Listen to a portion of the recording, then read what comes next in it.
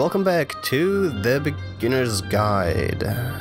We're here where we left off last time. Let's talk about video game development for a second.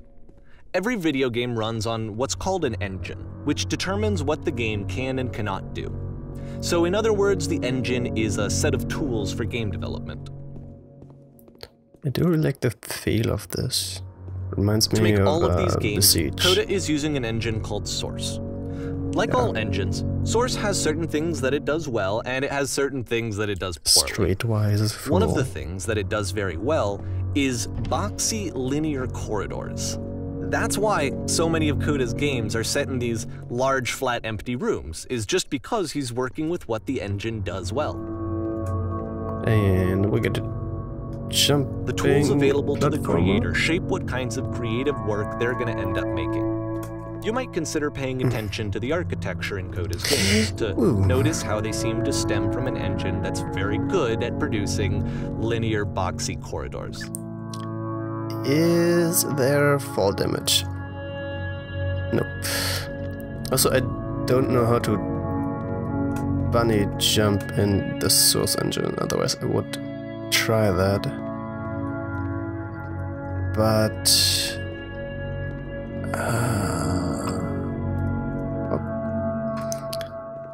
although you can kind of slide in the Source engine, I know that. I did that ages ago once in Counter-Strike Source also, but I don't know how to do that. Not back then really, and especially not now also. Are we gonna just climb down to the bottom here? There's something here. Alright, up, and we got a staircase with a single light and a tunnel.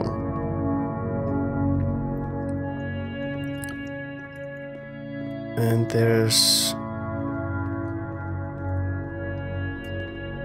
glass or something there.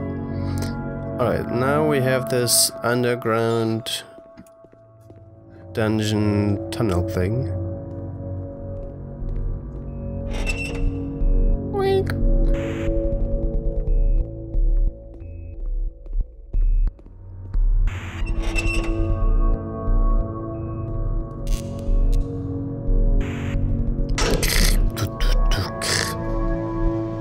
Good.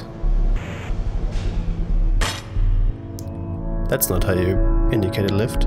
I don't really want to go in here, but this prison, funny enough, in Coda's original design, the doors stayed shut for a full hour before letting you go. If you don't mind, I think we're gonna skip that. Yeah, thanks so much. This is something that he and I used to argue about a lot. You know, whether a game ought to actually be playable, whether it means anything if no one can get through it. And I would always defend that, you know, all this work goes into the game, why not make it playable and accessible? And so we just got into heated arguments over it, and there was one time that after one of these conversations, he went home, and a day or two later, he sent me a zip file entitled Playable Games that was full of hundreds of individual games, each of which was just an empty box that you walked around in and nothing else. Believe me, I played every single one of those just to find out if there was like a gag hidden somewhere. There wasn't. I figured. I mean, I don't really think these are games, so I don't agree that they have to be playable. I think of them more as experiments and or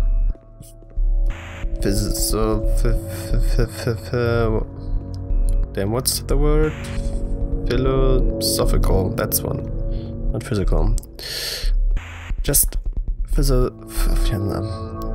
I mess it up. They're more statements than games, experiments. They are the three dots again. Can't crouch. I guess it's this the puzzle is again, yeah. with the exact same solution as the last time.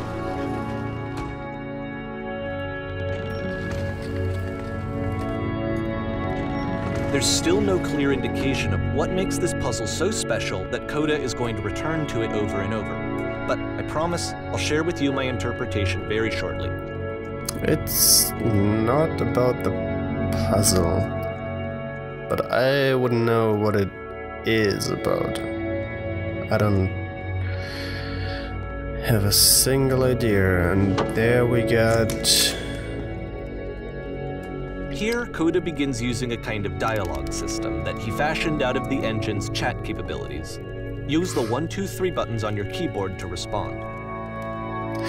Okay, this is interesting. I mean, we could think these are just normal people and he put these boxes on them because he couldn't do facial animations and expressions. Hey there, did you come from up above? What was up there? Yes, we did come from up above. But there was a world stamped with whiteness. There was an enormous prison I spent hours in. There were these floating colored blocks. I mean, all of the above are true. So which one are we gonna tell? This is like 3 different kinds of people. I'm gonna say the floating blocks one because it's the happiest one. When we think about these people, they don't know what is up above. Why would we want to tell them there's a prison or just nothing?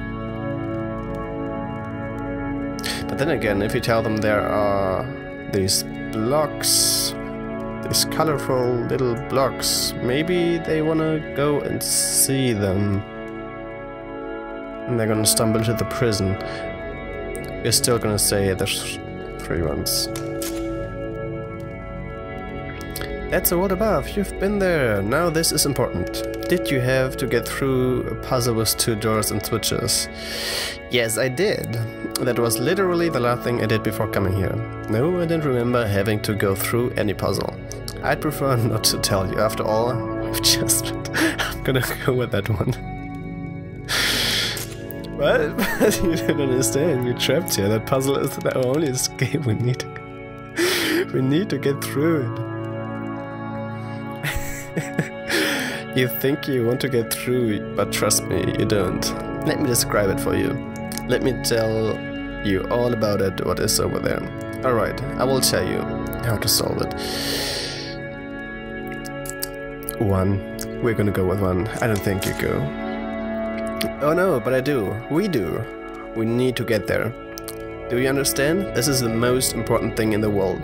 We have to escape this prison. There must be an ending. I promise you. I didn't catch the last thing. You...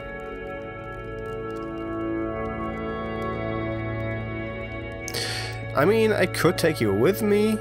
I would allow you to follow me, but... whatever. If you don't wanna.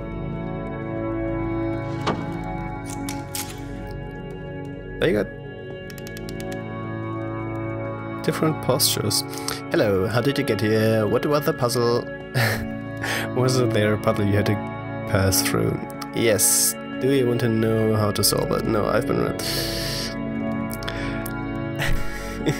Okay, I'm gonna go with a 1 and then not tell them. Just because fuck them. No, we actually find the black spaces between the doors far more interesting. Have you seen it? Alright. Why would I care about the spaces between the doors? Actually, now that you mention it, I remember the feeling strange as I passed through it. I don't recall black spaces between the doors. We wanna fuck with them, right? 3. I don't recall a space between the doors. Don't worry, I'm sure you will visit it again soon. Be sure to... I was too slow again. Be sure to do something. Watch out. Whatever. Okay, is there some kind of... So we make one last descent down to the final floor of the level. Staircase, no? And I'm gonna guess there's a puzzle door again.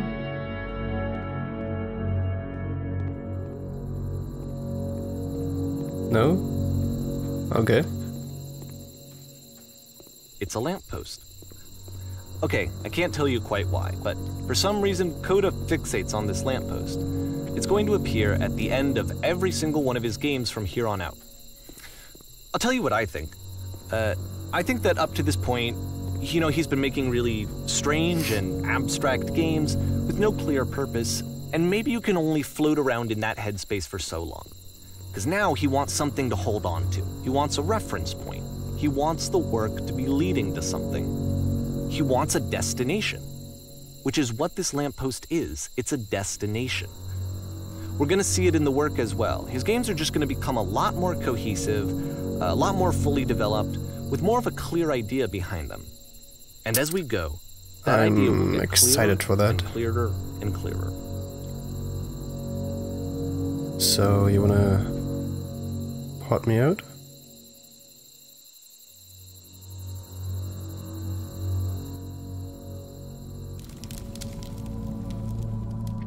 This game is connected to the internet. As you walk around, you can leave notes.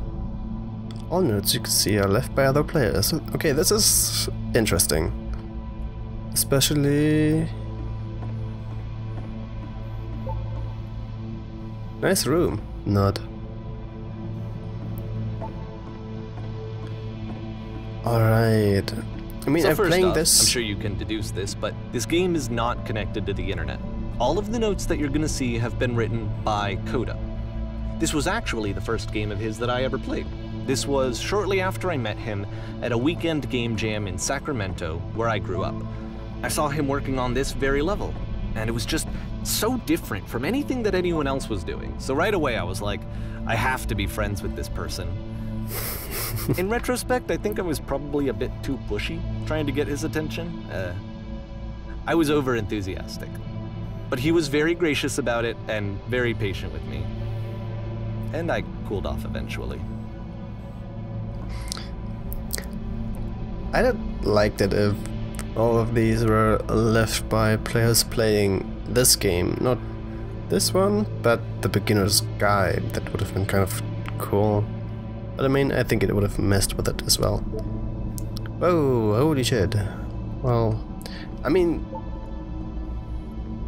even if Coda or whoever wrote all of these... Oh, feel free to skip over any of these notes if they're not doing anything for you. Nothing extra is going to happen if you read all of them. Hey. Either way, to me they convey a sense of loneliness. I see this person who's filled with thoughts and feelings and beliefs and has no way to express them except as scattered and unheard voices in a game that wasn't meant to be played.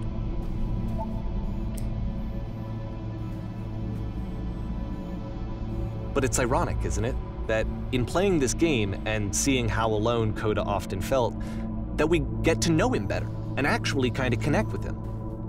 And I have to be honest with you, this idea is really seductive to me, that I could just play someone's game and see the voices in their head and get to know them better and have to do less of the messy in-person socializing. I could just get to know you through your work. I think this is why I always liked Coda's games so much, is because it felt like they let me have that connection. I felt as though he was inviting me personally into his world. And then I feel less lonely too. Refuse to believe. But. Yeah, I mean, I agree. This is rather sad. Really lonely. I mean, this huge cavern. There's nothing here. Go back. Don't listen to that guy. I won't. I don't have anywhere else to go. A free t-shirt. Need the other side. Door. Why you so? Open sesame. Make game includes door. Cannot open door. Thanks. I mean, This is like some internet meme shit right there. Someday I will meet the person who made this. That's some meta shit right there. Do we hear this? The chimes, they keep going, don't they? Hey, this, where am I? Stop, turn back, blah blah blah. Garbage, da, da, da. There are a lot of these. Hey, don't talk about that. I didn't say nothing. Can we? No, we can't jump over there. I need someone to talk to. I think you're probably right. This is a note. Don't listen to the other notes. Well, they didn't actually tell me to do anything that... Well, some of them did actually. Don't turn back, don't listen to the other... Don't listen to the other notes, and such and such.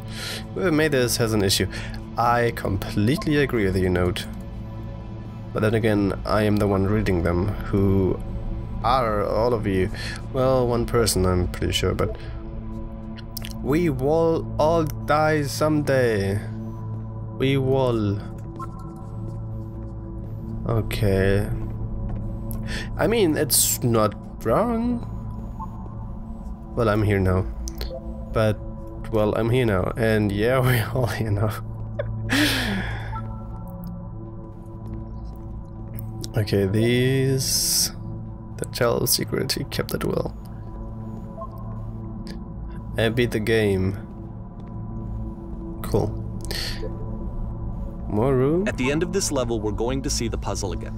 And here, I'll tell you what I think the puzzle means. Each of these games represents an idea that was on Coda's mind at the time that he was making it. And the puzzle is a way of closing the door on a previous chapter of his life before moving on to the next one. Yeah, because there's no way to get back in each of his games, after exploring a theme that, he might find difficult, Coda can then place this puzzle that he knows has a reliable solution, he understands exactly how it works, and so it gives him a simple mechanism for moving on.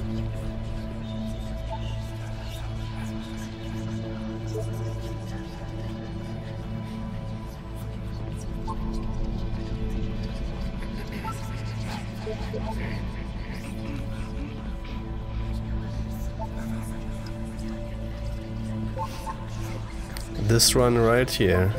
This little shit.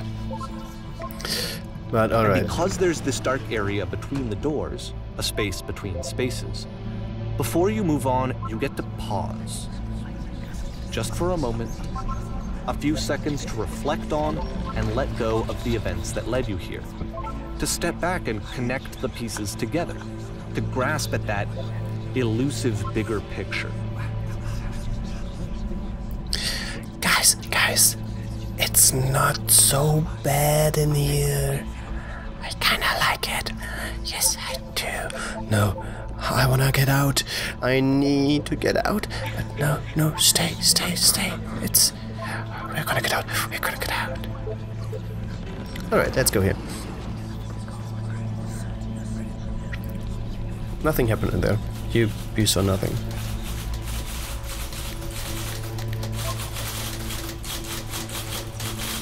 How do you leave a note? Leaves a note. Classic.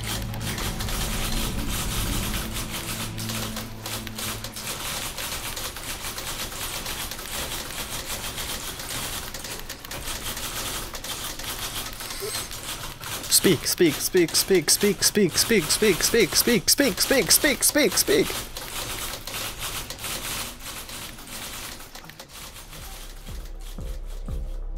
Okay, this one is tough. It's gonna kinda just spin its own wheels for a few minutes. Hang with it.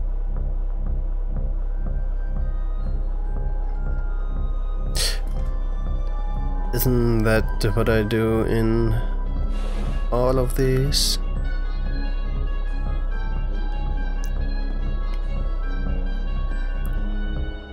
But I think this is gonna do it for this episode, and I'll see you in the next one. Bye bye.